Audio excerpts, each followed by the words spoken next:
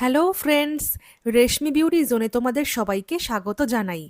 গরম তো পড়েই গেছে, তাই আজকে আমি একটা হোমমেড ম্যাঙ্গো আইসক্রিমের রেসিপি তোমাদের সাথে শেয়ার করব। এই রেসিপিটা আমি ইনস্টাগ্রামে দেখে ভেবেই নিয়েছিলাম এটা আমাকে একবার ট্রাই করে দেখতেই হবে। এটা হলো বেসিক্যালি হেলদি ওয়েতে বানানো সুগার অ্যান্ড ক্রিম ছাড়া আইসক্রিম।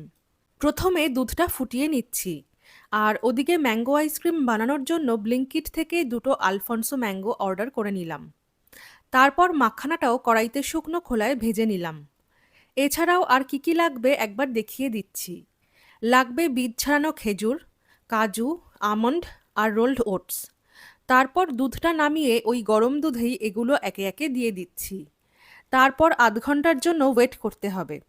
বন্ধুরা, ভিডিওটি ভালো লাগলে অবশ্যই লাইক, শেয়ার, কমেন্ট অ্যান্ড চ্যানেলটাকে সাবস্ক্রাইব করে অল বেল নোটিফিকেশনটা অন করে দিও। আধ ঘন্টা পরে এই দুধে ভেজানো জিনিসগুলো গ্রাইন্ডারে ভালোভাবে পেস্ট করতে হবে। একদম স্মুথ পেস্ট হতে হবে। তার মাঝে আমের পিসগুলোও অ্যাড করে দিয়েছিলাম।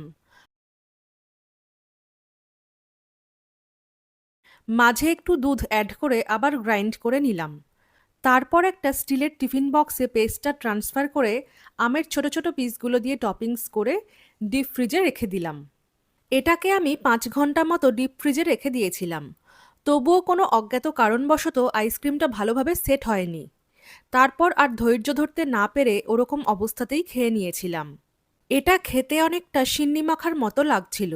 অ্যাকচুয়াল আইসক্রিমের মতো টেস্ট এক্সপেক্ট করাটাও ভুল হবে। তবে এত খাটনি করে এক্সপেন্সিভ জিনিস দিয়ে বানিয়ে আমি তো হতাশ। এর থেকে মার্কেটের আইসক্রিমই ভালো, বিনা পরিশ্রমে পাওয়া যাবে। তো আজ এই পর্যন্তই। দেখা হচ্ছে নেক্সট ভিডিওতে। বাই।